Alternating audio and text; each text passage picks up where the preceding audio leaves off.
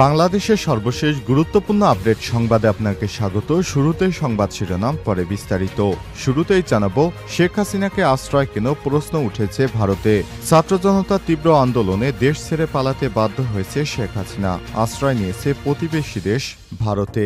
তখন থেকেই দিল্লিতে অবস্থান করছেন তিনি। সেখান থেকেই নানা রকম রাজনৈতিক বক্তব্য বিবৃতি দিয়ে যাচ্ছেন তিনি। এতে নয়াদিল্লি ও ঢাকার মধ্যে শুরু হয়েছে টানাপোড়েন। ফলে ভারতের ভেতরেই নানা প্রশ্ন উঠেছে, কিসের ভিত্তিতে হাসিনাকে আশ্রয় দেওয়া হচ্ছে। বাংলাদেশ আগে নাকি হাসিনা আগে? 2 দিন আগে এ বিষয়ে জোরালো প্রশ্ন তুলেছেন ভারতের সংসদের কয়েকজন সদস্য। এরপর জানাবো, ঝিনাইদহে বিএনপির অফিসে দুর্বৃত্তদের হামলা ভাঙচুর। ঝিনাইদহে বিএনপির এক অংশের অফিসে দুর্বৃত্তদের হামলা ও ভাঙচুরের ঘটনা ঘটেছে গতরাতে শহরের গীতাঞ্জলি সড়কে অবস্থিত সাবেক এমপি মশিউর রহমানের ছেলে ও জেলা বিএনপির স্বাস্থ্য বিষয়ক সম্পাদক ডাক্তার ইব্রাহিম রহমান বাবুর অফিসে এই হামলার ঘটনা ঘটে। এদিকে ভারত কখনো চায়নি বাংলাদেশ বিশ্বের বুকে মাথা উঁচু করে দাঁড়াক, বলেন অধ্যাপক মিয়া গোলাম পরোয়ার। ভারত কখনো চায়নি বাংলাদেশ বিশ্বের বুকে মাথা উঁচু করে দাঁড়াক বলে মন্তব্য করেছেন বাংলাদেশ জামাত ইসলামের সেক্রেটারি জেনারেল ও সাবেক এমপি অধ্যাপক মিয়া গোলাম পরোয়ার। স্বাধীনতা 53 বছরেও ভারত বন্ধুত্বের পরিচয় দিতে ব্যর্থ হয়েছে। এদিকে 25 দিনে বেনাপোল দিয়ে এলো শুল্কমুক্ত 3,500 টন চাল। শুল্ক প্রত্যাহারের সরকারি ঘোষণার 25 দিনের অনুমোদনের পর 3,92,000 মেট্রিক টন চালের মধ্যে যশোরের বেনাপোল স্থলবন্দর দিয়ে 3,320 মেট্রিক টন চাল আমদানি করা হয়েছে। দীর্ঘ 2 বছর পর গত 17 নভেম্বর থেকে বেনাপোল বন্দর দিয়ে ভারতীয় চাল আমদানি শুরু হয়। শুল্কমুক্ত এই চাল আমদানির শেষ সময় ছিল 12 ডিসেম্বর পর্যন্ত।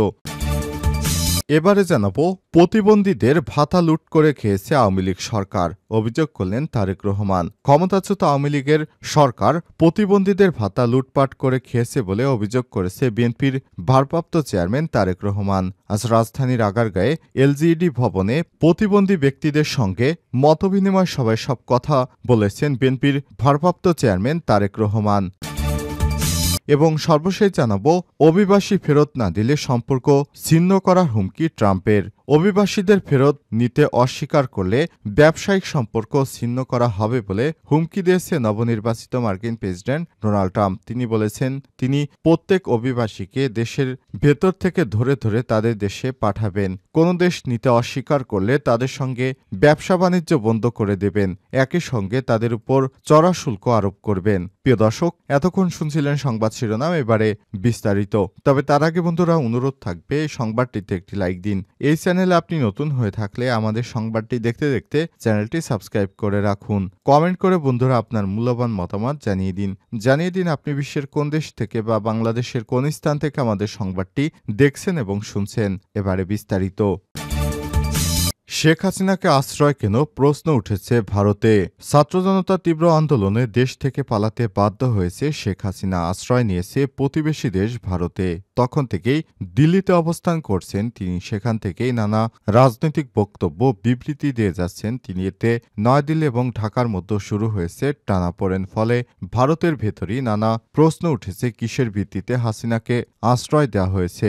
বাংলাদেশে আগে নাকি শেখ হাসিনা আগে? কোনটি ভারতের কাছে আগে? 2 দিন আগে এ বিষয়ে জোরালো প্রশ্ন তুলেছিলেন ভারতের সংসদের কয়েকজন সংসদ সদস্য। ঢাকা সফর শেষে তখন পররাষ্ট্র মন্ত্রণালয়ের সংসদীয় স্থায়ী কমিটির সাথে বৈঠকে ছিলেন পররাষ্ট্র সচিব বিক্রম মিস্ত্রি। সেখানে বাংলাদেশের অন্তর্বর্তীকালীন সরকারের প্রধান ড মোহাম্মদ ইউনূস সহ শীর্ষ কর্মকর্তাদের সাথে আলোচনার বিষয়ে ব্রিফ করেছিলেন তিনি। এ সময় কয়েকজন সদস্য প্রশ্ন তুলেছে যে, শেখ হাসিনার কোন মর্যাদায় এখন ভারতে অবস্থান করছেন।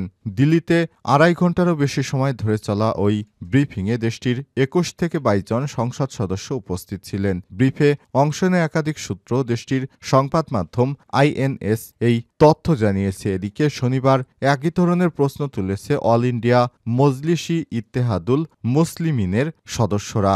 দেশটির সংসদের নিম্নকক্ষ লোকসভার এই সদস্য বাংলাদেশে কথিত সংখ্যালঘু ইস্যুতে কথা বলেছেন। তিনি বলেছেন, বাংলাদেশে সংখ্যালঘুদের উপর হামলা ও ভারতীয় মুসলমানদের বিরুদ্ধে ঘৃণা ছড়ানোর জন্য ব্যবহার করা হচ্ছে।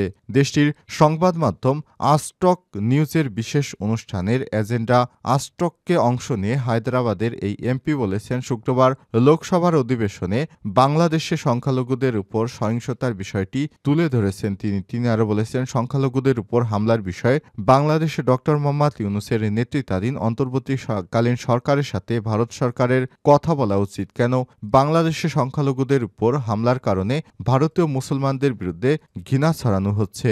এরপর তিনি বাংলাদেশের সাবেক প্রধানমন্ত্রী ভারতে আশ্রয়ের বিষয়ে প্রশ্ন করেছেন। বাংলাদেশের ক্ষমতাচ্যুত প্রধানমন্ত্রী শেখ হাসিনা ভারতে কেন আশ্রয় নিয়েছে এবং বাংলাদেশ সরকারের বিরুদ্ধে বিবৃতি দিচ্ছেন।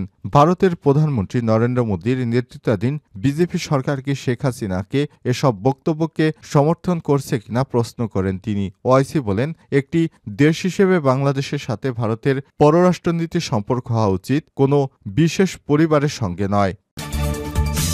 ঝিনাইদহে বিএনপির অফিসে দুর্বৃত্তদের হামলা ভাঙচুর। ঝিনাইদহে বিএনপির এক অংশের অফিসে দুর্বৃত্তদের হামলা ও ভাঙচুরের ঘটনা ঘটেছে শনিবার ১৪ ডিসেম্বর সন্ধ্যায় শহরের গীতাঞ্জলি সড়কে অবস্থিত সাবেক এমপি মশিউর রহমানের ছেলে ও জেলা বিএনপির স্বাস্থ্য সম্পাদক ডা ইব্রাহিম রহমান বাবুর অফিসে এই হামলার ঘটনা ঘটে। ইব্রাহিম রহমান বাবু অভিযোগ করে বলেছেন, এ সময় অফিসে কেউ ছিল না। কিছু যুবক অফিসের গলিতে ঢুকে আচমকা হামলা করে। এ সময় অফিসে থাকা চেয়ার টেবিল ভাঙচুর করেন তারা। এমনকি বেগম খালেদা জিয়ার ছবি, প্রতিষ্ঠাতা জিয়াউর রহমানের ছবি ছিঁড়ে ফেলা হয়। এ ব্যাপারে সদর থানার ওসি আবদুল্লাহ আল মামুন জানান, ঘটনা শোনার পর আমরা সেখানে গিয়েছিলাম। বেশ কিছু চেয়ার টেবিল ভাঙচুর করা হয়েছে, তবে এ বিষয়ে কোনো অভিযোগ দায়ের করেনি কেউ। এই ঘটনায় কাউকে আটক করা হয়নি। অভিযোগ পেলেই আইনগত ব্যবস্থা গ্রহণ করা হবে। ভারত কখনো চায়নি বাংলাদেশ বিশ্বের বুকে মাথা উঁচু করে দাঁড়াক অধ্যাপক মিয়া গোলাম পরোয়ার। ভারত কখনো চায়নি প্রতিবেশী দেশ বাংলাদেশ বিশ্বের বুকে মাথা উঁচু করে দাঁড়াক বলে মন্তব্য করেছেন বাংলাদেশ জামাত ইসলামের সেক্রেটারি জেনারেল ও সাবেক এমপি অধ্যাপক মিয়া গোলাম পরোয়ার। তিনি বলেছেন, স্বাধীনতার ৫৩ বছরেও ভারত বন্ধুত্বের পরিচয় দিতে ব্যর্থ হয়েছে। তিনি বলেছেন, ফারাক্কা বাঁধ নির্মাণ করে শুকনো মৌসুমে পানি বন্ধ করে রাখা আর বর্ষায় পানি ছেড়ে দিয়ে বন্যার সৃষ্টি করা, সীমান্তে বাংলাদেশিদের পশুর মতো হত্যা করা কখনো বন্ধু রাষ্ট্রের ভূমিকা হতে পারে না। আর ভারতকে রাষ্ট্র হিসেবে কখনো আমাদের শত্রু মনে করি না। ভারতের শাসক গোষ্ঠী আমাদের স্বাধীনতা সার্বভৌমত্বে বারবার আঘাত করার চেষ্টা করেছে এবং আমাদের সঙ্গে শত্রুর মতো আচরণ করে আসছে। শনিবার জাতীয় প্রেস ক্লাবে শহীদ বুদ্ধিজীবী দিবস উপলক্ষে বাংলাদেশ জামাত ইসলাম ঢাকা মহানগর দক্ষিণের আলোচনা সভায় প্রধান অতিথির বক্তব্যে তিনি এসব কথা বলেছেন। এ সময় তিনি আরো বলেন, যাদের সাহায্যে আমরা স্বাধীন হয়েছি বলে প্রচার করা হয় তারা মূলত দুটি কারণে সহযোগিতা করেছে। প্রথমত, ১৯৬৫ সালে পাকিস্তানের কাছে ভারতের পরাজয়ের প্রতিশোধ নেওয়ার জন্যই তারা পাকিস্তানের বিপক্ষে বাংলাদেশকে অস্ত্র দিয়ে সৈন্য দিয়ে সহযোগিতা করেছে। আর দ্বিতীয়টি ও চতুর্দিকে ভারত আর পেটের মধ্যে বাংলাদেশ এই ভূমি পাকিস্তান থেকে আলাদা করতে পারলে ভারত নিজেদের অঙ্গরাজ্যের মতো করে ব্যবহার করতে পারবে। এই দুইটি কারণেই তারা বন্ধু সেজেছে। অধ্যাপক মিয়া গোলাম পরোয়ার আরও বলেন, ১৪ ডিসেম্বর তারা বেছে বেছে জাতির সূর্য সন্তান বুদ্ধিজীবীদের হত্যা করেছে। হত্যাকাণ্ড কারা ঘটিয়েছে সেটি জাতির সামনে এখন প্রকাশ করা হয়নি। এ সময় তিনি আর বলেন, আছে বুদ্ধিজীবী হত্যাকাণ্ডের সঙ্গে জড়িতদের চিহ্নিত করা হবে। দেশ স্বাধীন হওয়ার পর বিশিষ্ট চিত্রশিল্পী জহির রায়হান একটি ডকুমেন্টারি তৈরির কাজ শুরু করেছিলেন। হঠাৎ করে তিনি নিখোঁজ হয়ে যান। আজ পর্যন্ত তার কিংবা তার ডকুমেন্টারির কোনো অনুসন্ধান পাওয়া যায়নি। বুদ্ধিজীবী হত্যাকাণ্ডের আসল রহস্য উদ্ঘাটনের জন্য জহির রায়হানের ডকুমেন্টারি উদ্ধারের প্রয়োজন রয়েছে। বাংলাদেশ জামাত ইসলামের কেন্দ্র নির্বাহী পরিষদ সদস্য ঢাকা মহানগর দক্ষিণের আমির মোহাম্মদ নুরুল ইসলাম বুলবুলের সভাপতিত্বে এবং কেন্দ্রীয় কর্মপরিষদ সদস্য ঢাকা মহানগর দক্ষিণের সেক্রেটারি ডক্টর শফিকুল ইসলাম মাসুদের সঞ্চালনায় অনুষ্ঠিত আলোচনা সভায় আরও বক্তব্য রাখেন কেন্দ্রীয় মজলিসের শুরা সদস্য ও মহানগর দক্ষিণের নায়েবে আমির আব্দুস সবুর ফকির, কেন্দ্রীয় মজলিসের শুরা সদস্য ও মহানগর সহকারী সেক্রেটারি মোহাম্মদ দেলোয়ার হোসেন, মোহাম্মদ কামাল হোসেন, ডক্টর আব্দুল মান্নান, মহানগর কর্মপরিষদের সদস্য অধ্যাপক নূর নবী মানিক সহ আরও অনেকেই। 25 দিনে বেনাপোল দিয়ে এলো শুল্কমুক্ত ৩,৫০০ টন চাল। শুল্ক প্রত্যাহারে সরকারি ঘোষণার 25 দিনের অনুমোদিত ৩,৯২,০০০ মেট্রিক টন চালের মধ্যে যশোরের বেনাপোল স্থলবন্দর দিয়ে ৩,৩২০ মেট্রিক টন চাল আমদানি করা হয়েছে। দীর্ঘ 2 বছর পর গত 17 নভেম্বর থেকে বেনাপোল বন্দর দিয়ে ভারতীয় চাল আমদানি শুরু হয়। শুল্কমুক্ত এই চাল আমদানির শেষ সময় ছিল 12 ডিসেম্বর পর্যন্ত। বেনাপোল চেকপোস্টের কার্গো শাখার রাজস্ব কর্মকর্তা আবু তাহের বিষয়টি নিশ্চিত করে জানান, Mahbubul Alam food product, work trading ও সর্দার এন্টারপ্রাইজ সহ মোট 8টি আমদানিকারক প্রতিষ্ঠান এই পরিমাণ চাল আমদানি করেছে। সর্বশেষ বৃহস্পতিবার 12 ডিসেম্বর 3টি ট্রাকে 105 মেট্রিক টন চাল আমদানি করা হয়। এ নিয়ে গত 17 নভেম্বর থেকে শুল্কমুক্ত সুবিধা শেষ দিন পর্যন্ত 97টি ট্রাকে 3,320 মেট্রিক টন চাল আমদানি করা হয়েছে। সম্প্রতি খাদ্য মন্ত্রণালয়ের যুগ্ম সচিব লুৎফুর রহমানের সই করা পত্রে 92টি আমদানিকারক প্রতিষ্ঠানকে বেসরকারিভাবে চাল আমদানির অনুমোদন দেওয়া হয়। ওই পত্রে 2,73,000 মেট্রিক টন সিদ্ধ চাল ও 1,19,000 মেট্রিক টন আতপ চাল আমদানির অনুমোদন দেওয়া হয়। এক্ষেত্রে আমদানির সময় বেঁধে দেওয়া হয় 12 ডিসেম্বর পর্যন্ত। ফলে মাত্র 25 দিন সময় নির্ধারিত থাকায় অনেক আমদানিকারক প্রতিষ্ঠান এই স্বল্প সময়ের মধ্যে চাল আমদানি করতে পারেনি।